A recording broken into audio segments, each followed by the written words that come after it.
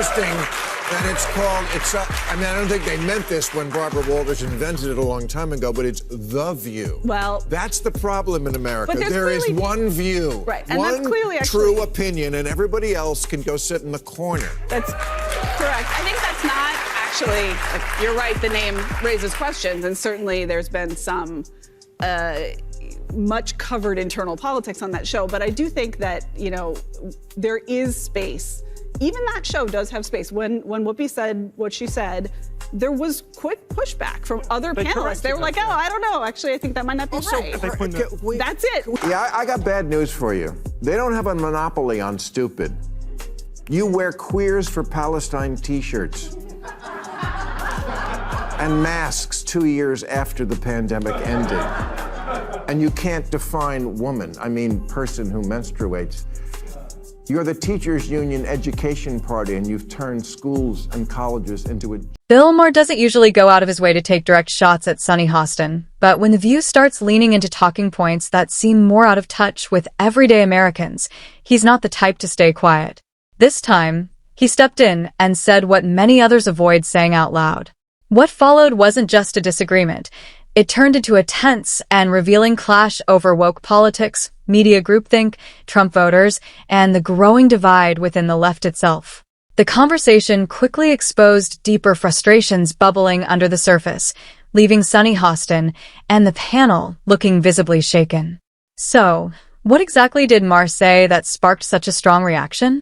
Stick around and let's dive straight into it. Me that in the first segment you used the term woke, and you said that woke is what was sort of ruining everything, and I know that you're No, I didn't say ruining everything. I said that's why Trump could get reelected. That's why Trump could get reelected. Yeah. So the term woke has been, in my view, co-opted by the right and weaponized and bastardized, and so I was surprised to hear you use the term, because historically, as you know, because I think you're quite brilliant, that woke is a word used by the black community to note that we must be aware of social injustices. But words migrate. Why is that a bad thing? It's not a bad thing, and originally that was absolutely a great thing. Alert to injustice, who's not for that? But words do migrate. Now, I'll use any term you want. Okay. Because maybe that is a word that's triggering, and so... Sunny Hostin came in confident she had Bill Maher cornered, questioning why a longtime liberal was using a term often tied to the right. It looked like an easy win, but Maher flipped it fast. He explained the word may have started as a real call against injustice, but it changed over time and got tied to ideas that push everyday people away. You could see the mood shift instantly. Hostin didn't have a quick comeback, and just as things were settling, Maher added another point that made the panel even more uncomfortable. Don't tell me the left had... Maybe the super far right. Well, he's talking about the left. Well, then okay, but we talked about that. I mean, I think we agree about the danger of the super far right, and I can't say it enough. I think they're the bigger threat. But don't tell me that the left hasn't changed. Mm-hmm. I mean, I'm old enough to remember when it was the conservatives who hated the Jews. Yeah. Okay. That was a joke. But, too dark. Well, maybe it is, but it's true. I mean, you know, if I had any doubt that I was right about the change that's happened in the left, watching people protest for a terrorist... From there, Bill Maher pushes the conversation further, arguing that the modern left has changed a lot over the past decade, becoming more rigid and less connected to everyday people. Sunny Hostin keeps trying to steer him toward criticizing Republicans, but he doesn't take the bait.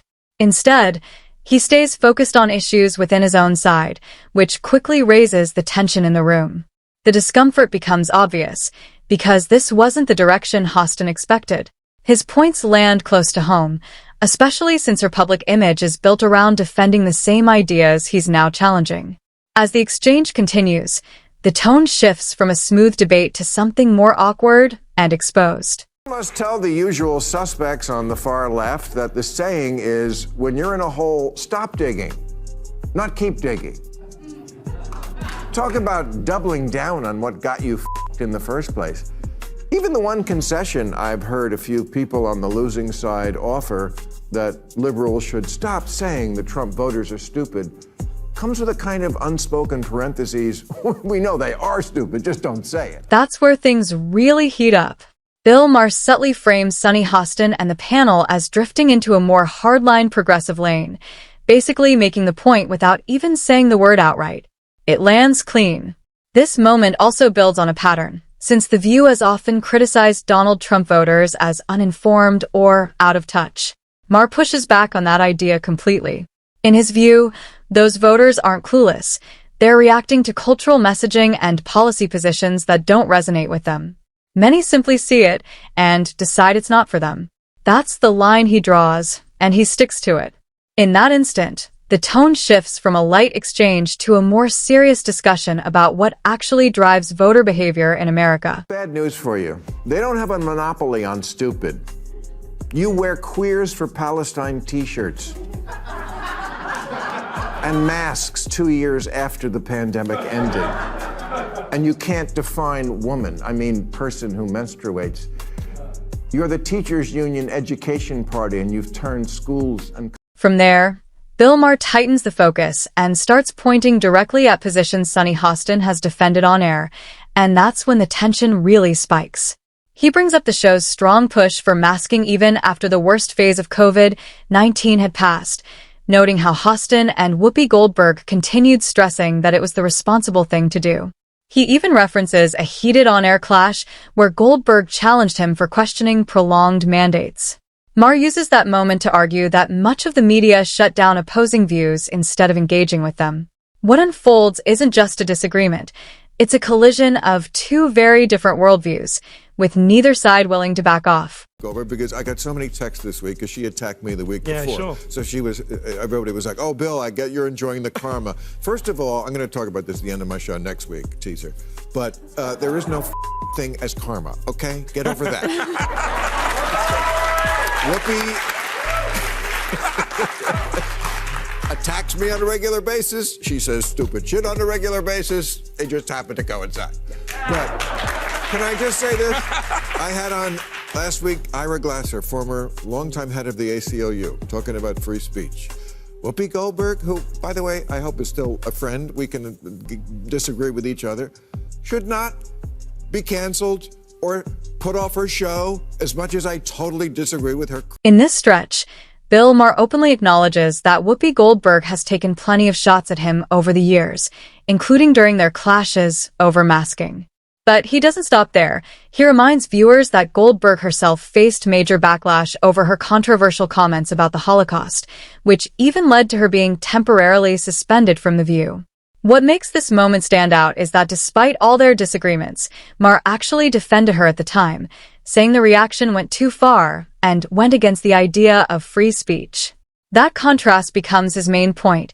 Even when he strongly disagrees, he doesn't support canceling people, and it leaves a tough question hanging in the air about whether others would show him that same level of fairness if the situation were reversed. Interesting that it's called, I don't think they meant this when Barbara Walters invented it a long time ago, but it's The View. Well, that's the problem in America. But there is one view, right, and one that's clearly true opinion, and everybody else can go sit in the corner. That's correct. I think that's not actually, you're right, the name raises questions, and certainly there's been some much covered internal politics on that show, but I do think that, there is space.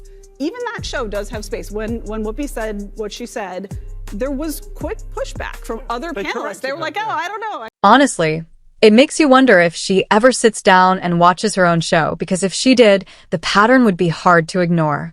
The View presents itself as a table of clashing perspectives, but most of the panel tends to fall within the same general political lane. Alyssa Farah Griffin is usually the one who steps outside that lane and offers a different angle, but even then, her role can feel limited in how much it actually shifts the conversation. The rest may differ in tone or delivery, but they often circle back to similar conclusions, which makes it feel less like a true debate and more like a shared narrative. That's why Griffin's presence can come off as more symbolic, similar to how Scott Jennings appears on CNN, representing the opposing side without really changing the overall direction. And that raises the bigger question: how much real balance are these so-called debate platforms actually offering viewers at home? It was the Electoral College. Democrats run for office as if the voters don't live here. as if they don't go to the grocery store and Starbucks and the office. But they do. They live here, and they actually see women and people of color. And it doesn't look like some patriarchal, racist nightmare. Do problems remain pertaining to racism and sexism? Of course. But a poll last year asked, if America is the greatest country in the world, more blacks and Hispanic Americans agreed with that than the white progressives. It asked if racism is built into our society. White progressives agreed with that at higher levels than black and Hispanic people. It asked if government should increase border security. Same result. Hispanic Americans are less okay with illegal. Even after Bill Maher laid out polling data to back his points, the panel still seemed anchored in an identity-first way of viewing most issues. The impression it gives is that many topics are filtered through race, ethnicity, or group identity before anything else is considered. In that framework, outcomes tend to carry more weight than the process, and gaps are often treated as evidence of a broken system. Maher's critique is that this approach can oversimplify complex problems and reduce individuals to categories rather than seeing them as people with unique experiences. It also fuels debates around policies like hiring practices, where questions of merit and fairness collide. Critics argue this mindset risks creating new divisions while claiming to fix old ones, while supporters say it's necessary to address long-standing inequalities. At its core, it turns into a deeper values conflict, and neither side shows much willingness to back down. They don't want your pity. And black people can't afford to indulge rich white people's need to endlessly flagellate themselves. They just want prices to go down and good jobs and the police when you call them. Black people, they're just like... And really, that's the core of the disagreement. For voices like Bill Maher, the way forward isn't about shaping every policy around a specific group, but about building a system that lifts everyone across the board. The idea is simple.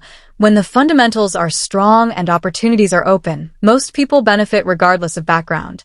What many Americans want isn't constant culture war tension. It's stability, steady income, a functioning economy, safe communities, reliable support systems, and the freedom to live without constant interference. Those basics are what quietly improve life everywhere. Because when things like the economy or public safety start slipping, the impact doesn't stay contained. It spreads, affecting families, businesses, and everyday peace of mind. That's why this argument comes down to one clear point. Focus on policies that strengthen the whole country rather than narrowly targeted fixes that might deepen the divisions they aim to solve. Kamala spent 100 days telling voters, I know it feels like crime and illegal immigration are bad, but your feelings, look at this chart. Yes, there's a lot to not like already about the new regime, but maybe take 1 week to ask what you did wrong. The basis for Democratic campaigns has become, we're the smart people. That we know from the get-go. No need to look into that. We know that a priori, which is a Latin phrase the red hat people wouldn't have a clue about. But they don't need to. Have you seen my "In this house we believe" lawn sign? See, it says right on it, we believe in science. Right, which is why you demanded no one even debate whether COVID could have escaped from the one lab in the one city where they were studying it. When you zoom out, Bill Maher's clashes with Sunny Hostin on The View reveal a deeper split inside the American left between identity-focused politics and a broader approach that aims to lift everyone. Maher stands out because he challenges his own side, not just the opposition, and that's what creates real tension. These moments show the difference between speaking to a loyal audience and actually changing minds. In the end, it's not about who wins the argument.